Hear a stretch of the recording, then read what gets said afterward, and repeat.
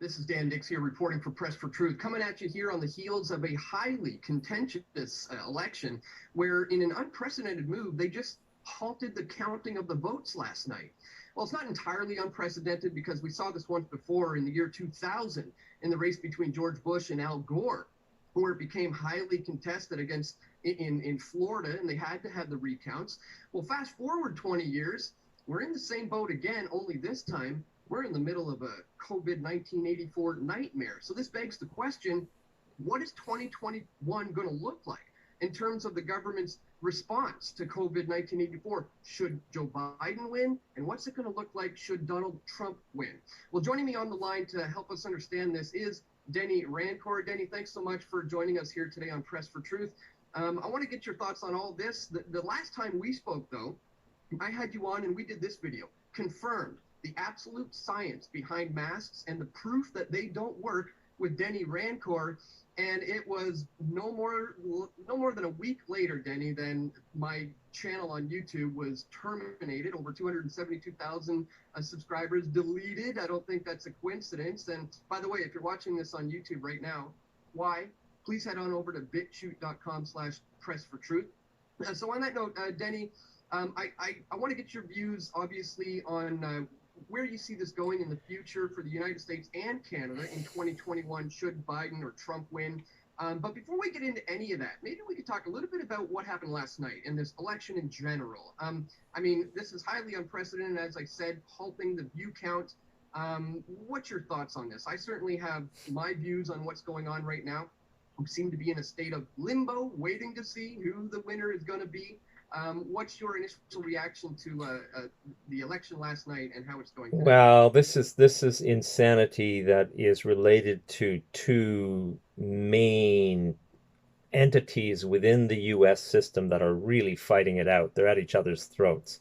This is not controlled opposition. This is a real fight between the people who represent globalism and the elite who are more connected with the financiers and who draw their advantage from finance and the way that they manipulate things that way on the one hand, and on the other hand you have the more national based industry, the military, the people who are used to running an empire from a military perspective, and the two sides are just going crazy at each other like never before. And there's a reason for that.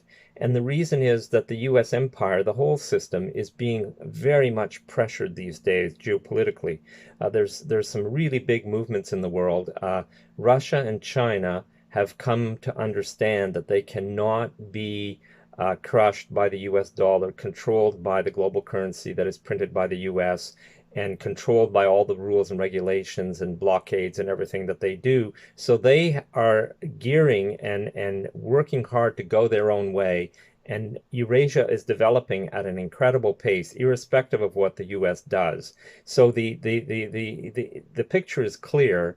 Eurasia is coming to be. China is the economic leader of that. Russia is not giving its place and is shouldering it in terms of a huge military power and technologically very advanced and so on. So they are not just going to give in to total domination by the US system. And not only that, but the trajectory is that they're growing and taking more and more place. So the US system is seeing this and knows that it will no longer be able to derive its power from imposing the global currency, and it won't be able it tried to capture China by investing largely in China and tried to capture its capitalist class and so on. It failed. That failed because the Chinese kept their sovereignty. The communist government stayed in charge. Same with Russia. They weren't able to corrupt Russia. Russia under Putin remained strong and developed a strong federalist system. So they have failed to completely take over their main prospective historic opponents, and those opponents are growing. And so that's tremendous pressure because they see, especially the globalists, the only real power they have is as financiers and extracting resources through finance trickery, if you like. and influencing by social engineering what the Western societies are doing. And Mhm. the military people in the US, and they're tied to more the national industry and the military industry, and so on, they have come to understand that if they're going to survive longer and really compete with this rising Eurasia, they need a strong middle class. They need a strong nationalist state that has projections in its territories that it exploits, which is Latin America and Africa and so on. So they've come to understand that, and the two bodies are vying for internal power in restructuring this empire. That's Right. how I understand it. So it's a real fight, and the thing is, the globalists have gone too far. Their social engineering campaigns after the fall of the Soviet Union, they were able to change the United Nations and allow NGOs, which are funded by finance and rich interests, they gave the NGOs status of a person with rights at the UN, and so that started influencing institutions and so on in a huge way. And they just went too far with this craziness. And now they are willing to push that to the limit. So it's really a Well, fight. It's really a fight between the middle class, the working class, the whole Brexit movement, the yellow vests, nationalism, and Trump are all part of the same tendency, which is parties in society that want to protect themselves from a complete globalist invasion, because globalism is the opposite of democracy. It is feudalism, is what it is. It's an elite, and it's global feudalism is what globalism is. Whereas democracy has to be based regionally and nationally. A true democracy has to rely on and is nurtured by a strong middle class that ensures that the laws are not always and completely made to the advantage of an elite, but that you have some balance and you have some power in the middle class. So those are the opposing forces, and it has swung too far towards globalism. And now there's a real fight to bring it back.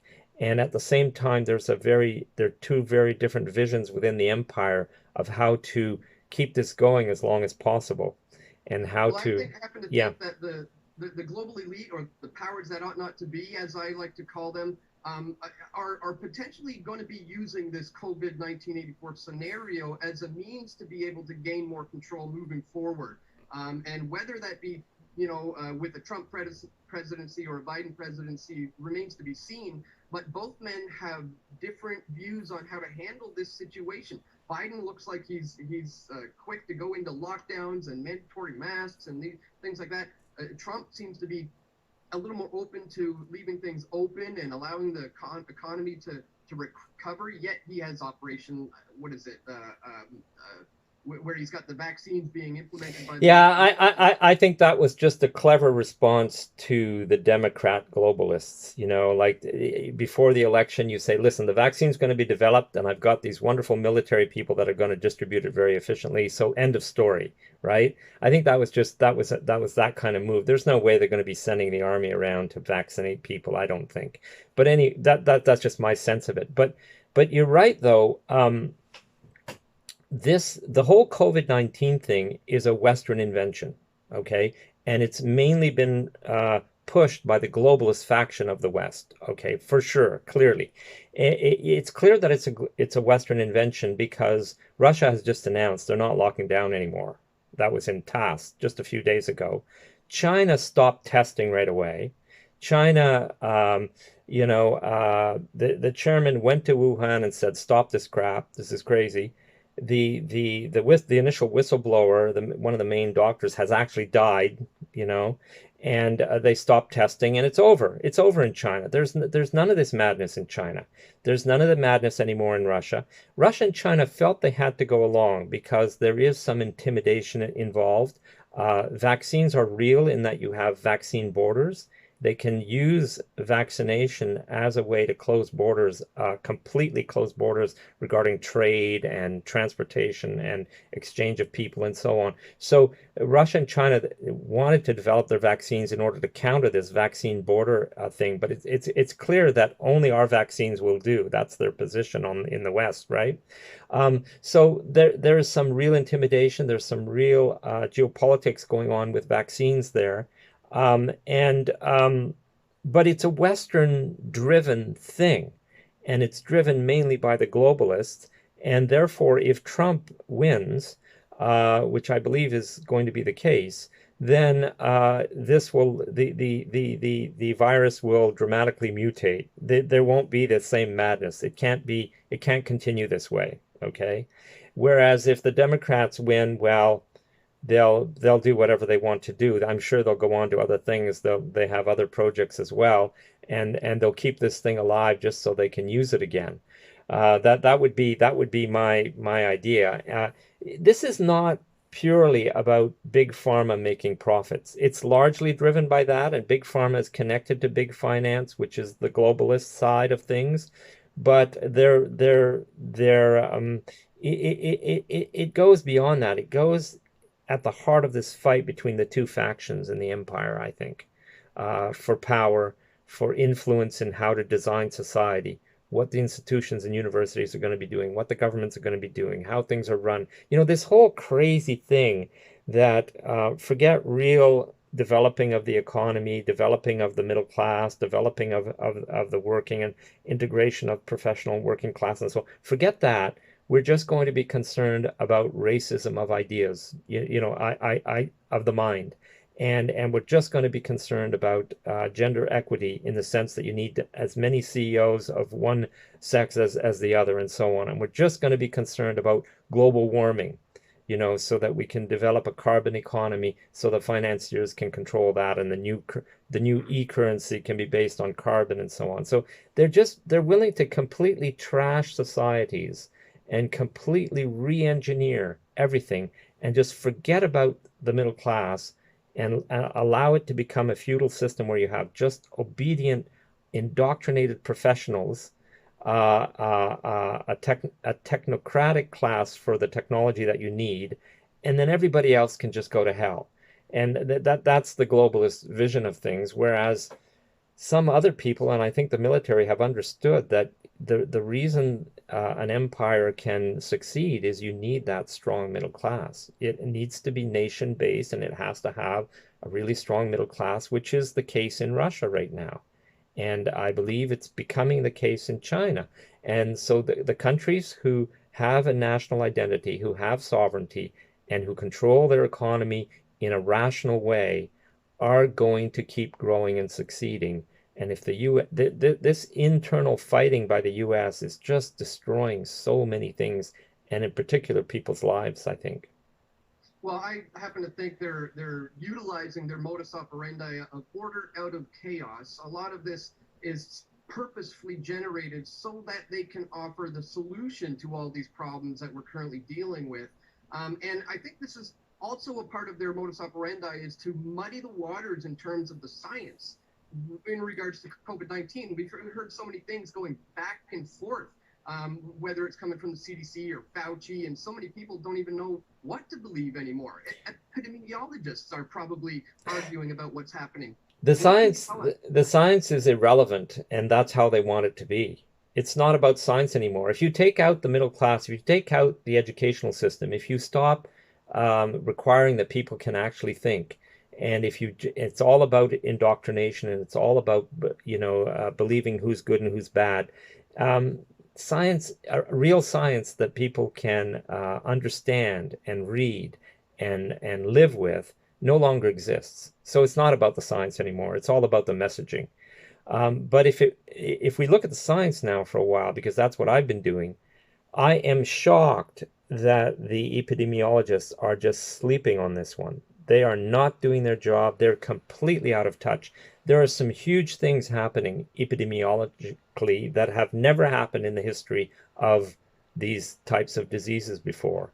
And let me tell you what they are. If you look at all-cause mortality as a function of time, there was a huge peak that suddenly spiked up right after the pandemic was announced that has to be due to what the response was that caused that mortality, because it is completely absent in some jurisdictions and very strong in others. And that is unheard of. If you look at the all-cause mortality, the winter burden deaths, which are cyclical and seasonal, they're always very regular, and they're the same in every jurisdiction in mid-latitude countries, Europe and the US and Canada and so on. They're always the same.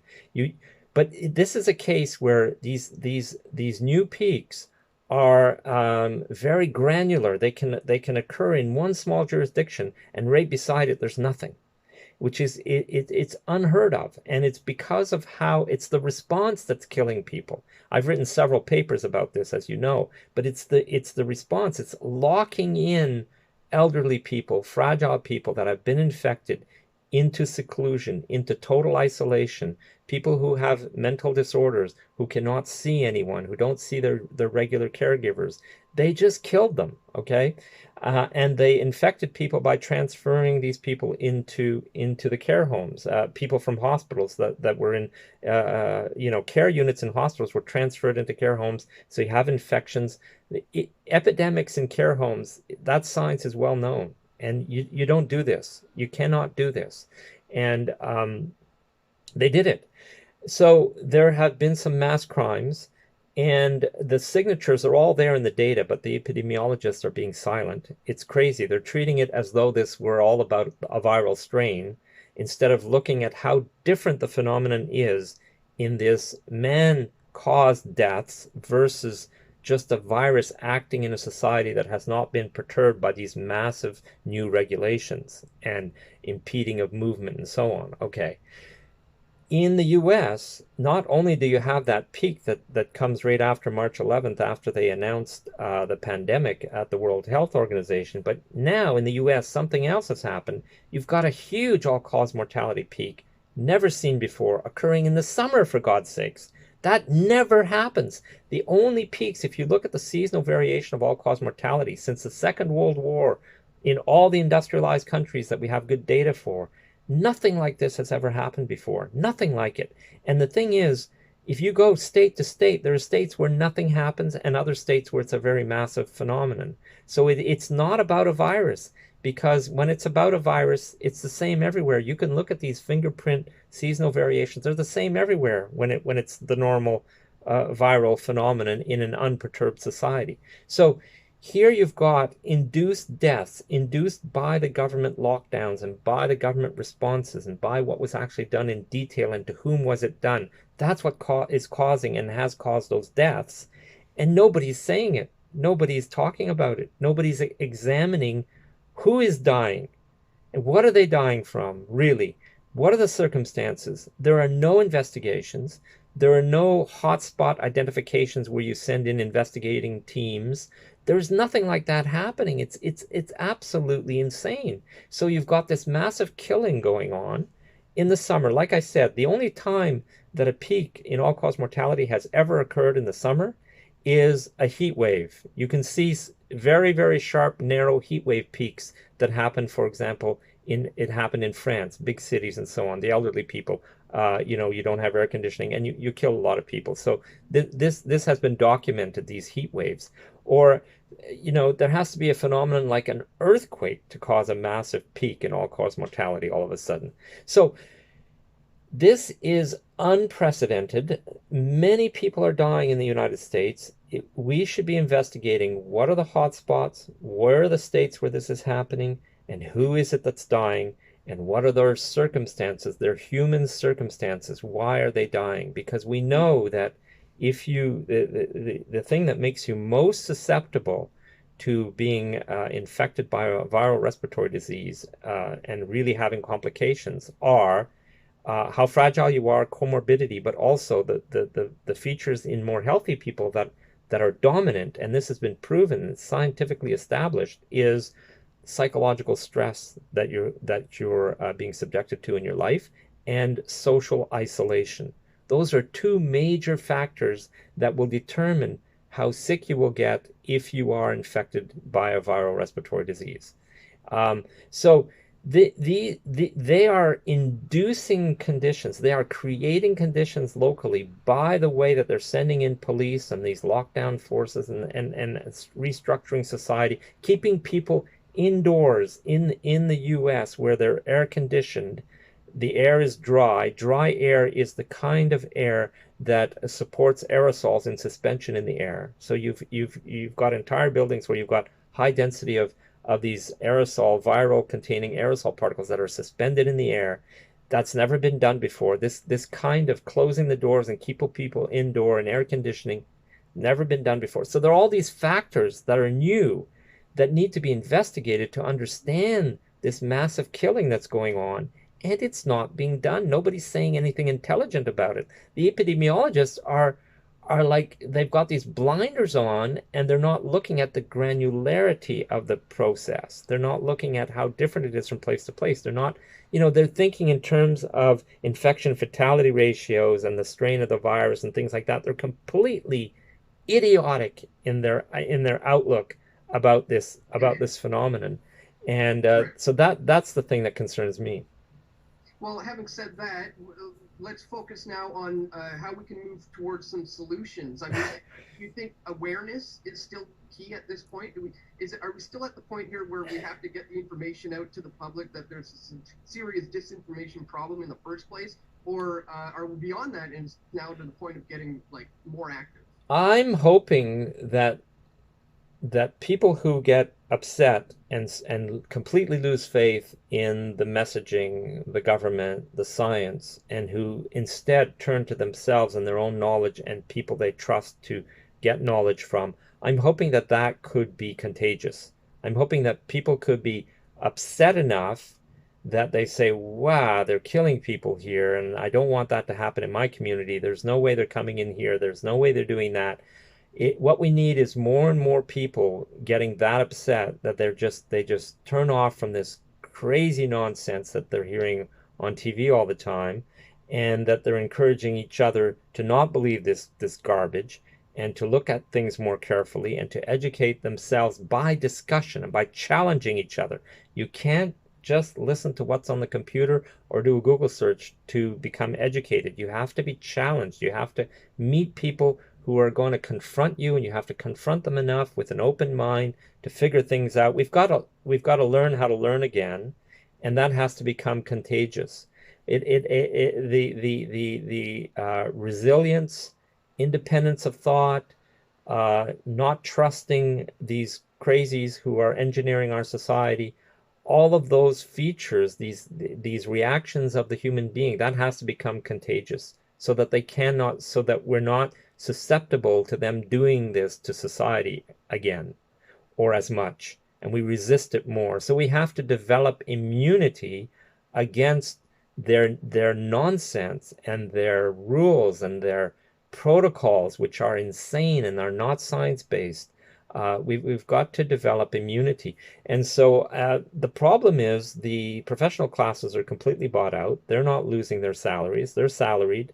They've been fed ideology from university on. They're not about to budge. So the only place where this contagion that I'm talking about can happen is in the working and middle classes, and the people who are not completely bought out and who are really suffering from this, like small business owners and so on. That's where we need to spread this contagion of resistance. Very well said. I think, yeah, we need to catch a case of the truth, and like you Yeah. said, build that immunity against all this corruption and lies moving forward. And you've been doing a great job at that. You've been producing scientific papers. So, remarkably, you're still on Twitter. They haven't actually, chopped you down yet. I'm sure you're on the chopping block because you're speaking so much truth. But Yes. until that happens, where can people find you so they can follow you to learn more from you? Well, my most of my research articles, except one important one that was deplatformed, are on ResearchGate. Okay. That's still a main place where I put my actual research articles. And it was borderline me suing them the last time they deplatformed me, so I don't know how that struggle is going to go. But they've left them there now, And my articles are getting, over 100,000 and over 50,000 reads on ResearchGate by scientists and engineers and so on. So that's good. I'm still on Twitter, as you said. I'm on YouTube. I have a YouTube channel, and they deplatformed one video. What I'm finding is that they deplatform material that is too popular. Hmm. As soon as it catches on, this video was seen by over 1 million people, an interview I did in French, and they took it down from the original site that had done the interview. I put it on my site, and it got taken down within hours, within minutes, in fact. Okay, so every video that I've done, a few videos that have had over 1 million views in interview, both in English and in French, and they've all been systematically taken down. The one article that was deplatformed from ResearchGate had 400,000 reads, and it was just going viral. It was just going wild. Everyone was reading it. It was the one that entitled Masks Don't Work, where I did a review of the science and policy of masks and so on. And so I asked them what's going on with, and they actually admitted we took it down because it was getting too many reads. It was being read too much, and therefore that could have a negative impact on health, public health and so on. So we took it down. Yeah, yeah. So, That's exactly what happened to the Press for Truth channel. We were growing exponentially in 2020. We were gaining more and more reach. It was really starting to take off, and then yes, boom, like we can't they're let this guy get too popular. they're incredibly hypocritical. They will not, they won't behave like China or other jurisdictions that just say these topics are not allowed. What they do is they pretend that everything's allowed, but then they come in and surgically remove anything that catches on, anything that starts to have influence, they surgically remove it. It's very dishonest. There needs to be that needs to happen in the future. There needs to be consequences to the people who are suppressing speech and who have the privilege of using the publicly funded internet and the privilege of having these corporations where individuals are protected from liability. They have all these legal structures that are to their advantage, and they're using public funds to control the space, the mental environment. Yet they're being given the right to censor and to mold and to shape society. That has Hmm. got to change. We have got to, when the middle class gets stronger, when we recover democracy, we will be changing those rules. We will be kicking those people out and making sure that, see, right now, the rules that we're working under have been completely designed by influential people in an absence of democracy, in an absence of a working class that is tied to a professional class that wants the good of society, as opposed to this global feudalism. So that's the struggle. That's what it's about. And when societies find their democracy, they do pass good laws. They pass laws that protect them from irresponsible corporations, which are not persons. They're not individuals, and they should not have the freedom of an individual. They need to respect some basic principles because they have too much power. Hmm. Awesome, interesting stuff. I have a little bit of a different take on democracy. I put out a two-part series, the Democracy Deception Part One and the Democracy Deception Part Two. What's the alternative? I would encourage people to check that out if you want to get my views on that. But yeah, on that note, I just want to thank you once again for coming on. Any final thoughts about this limbo state of Trump versus Biden and who, where we're at right now in the election? Well, I really, my gut tells me, looking at the numbers and so on, that Trump has won. If they, and there's some evidence that they've tampered with the votes. There's some pretty strong evidence that they've tampered with the votes. As a statistician, I can say that. So I just hope that they let him have it, because if it goes to the Supreme Court and there's that kind of a battle, it's just going to be a mess. Yeah, yeah. Well, It's going to be a mess. So yeah. we'll see. We'll see. We'll Yeah. see. Again, as per part of their modus operandi about order out of chaos, this may be all part of the plan, but it all remains to be seen. So, we'll continue to track this, obviously, and I want to encourage people to check you out on Twitter, and also where they can find your scientific papers. Links will be located in the description below. Once again, Danny Rancor, thanks so much for talking to us. It was my pleasure, Dan. Thanks a lot.